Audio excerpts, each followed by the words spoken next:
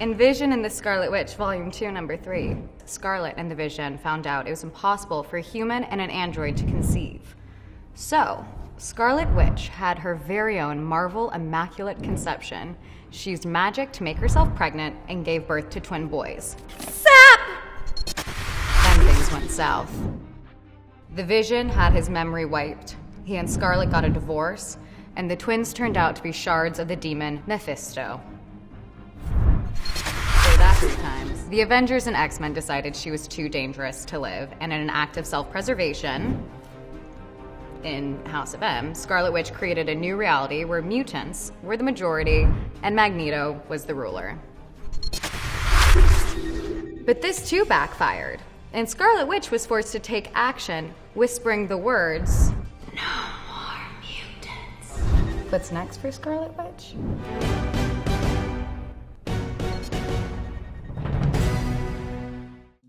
Welcome back, everyone. It's Charlie. This is going to be my new Doctor Strange 2 and Wandavision video. We have some really cool Marvel Phase 4 Easter eggs, so we'll break it down. If you're new to the channel, be sure to subscribe to get all the videos. We'll do a new Amazon giveaway. All you have to do to enter is be a subscriber and leave all your predictions for Doctor Strange 2 on the video.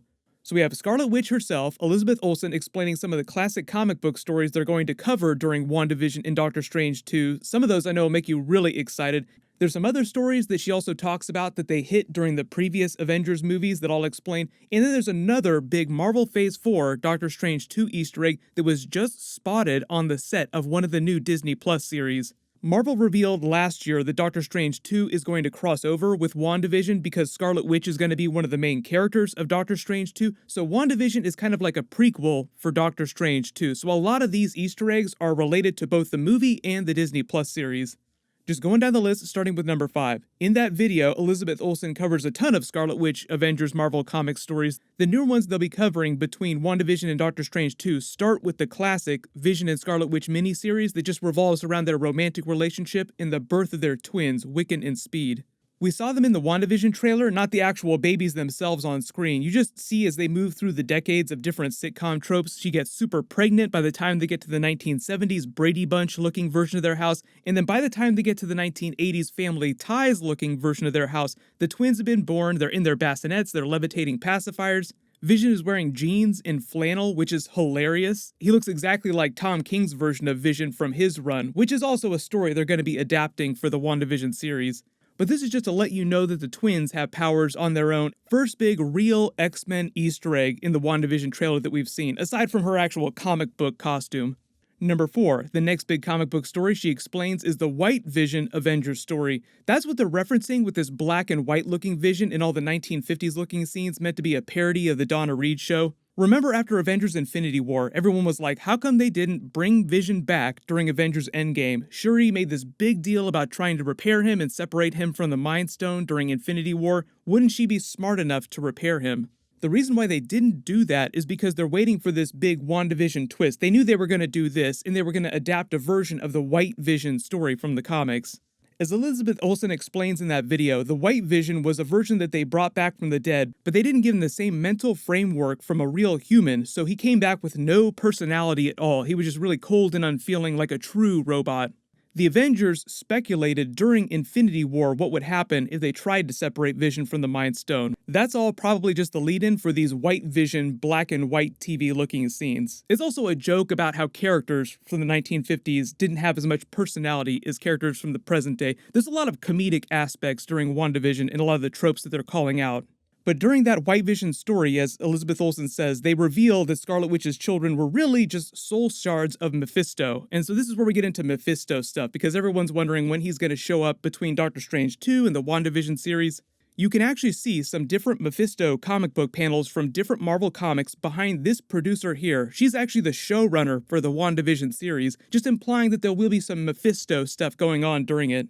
Like this one here actually seems like it's from Spider-Man One More Day, and if you've read that, just post all your Dormammu I've come to bargain Mephisto memes.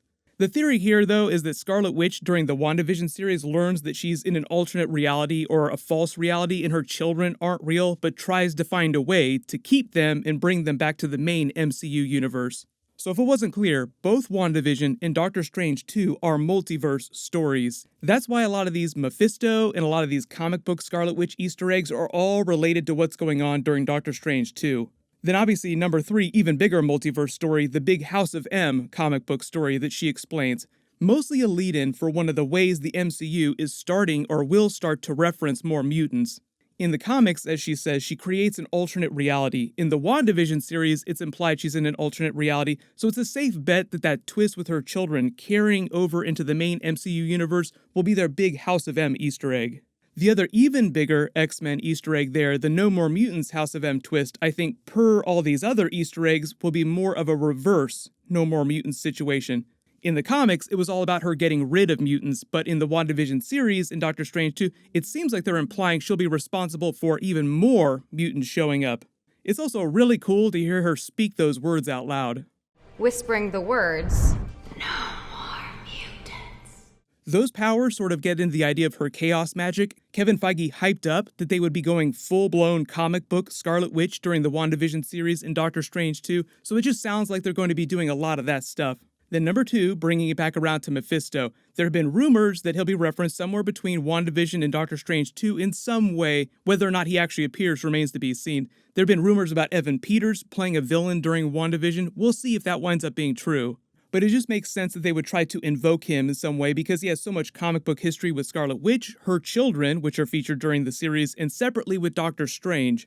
Recently, someone spotted another big Mephisto Easter egg on one of the other Disney Plus series. If you can believe it, this is actually from a Falcon and Winter Soldier scene. What would he be doing in Falcon and Winter Soldier? It doesn't have anything to do with supernatural stuff as far as we know.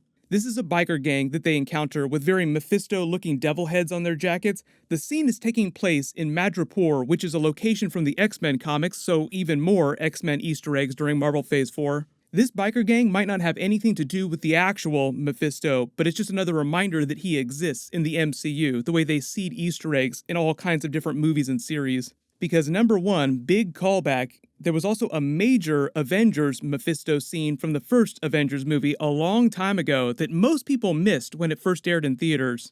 Marvel has since downplayed it, but when Nick Fury is coming to visit Captain America to recruit him for the Avengers, he hands him this big file that has a huge Mephisto Easter egg in it.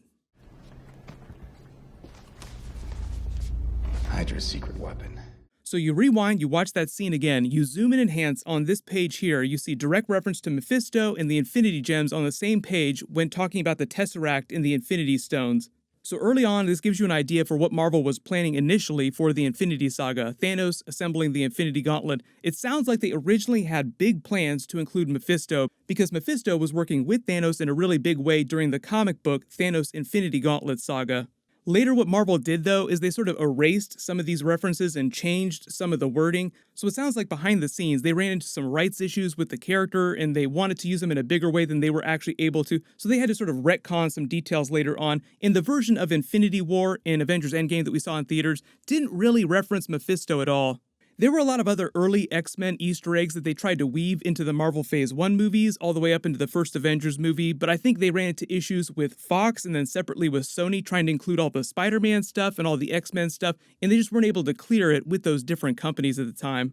You have to remember that Mephisto actually debuted in the Silver Surfer comics, which technically gives Fox some rights to the character, and then Sony separately had used the Mephisto character in the Ghost Rider movies with Nicolas Cage, so the rights to that character were just kind of a mess. But now that isn't an issue. Now that they bought the Fox characters, they have all the X-Men rights back. They can use them anytime they want, and WandaVision and Doctor Strange 2 are just the next big major dark, supernatural related stories that they have coming up.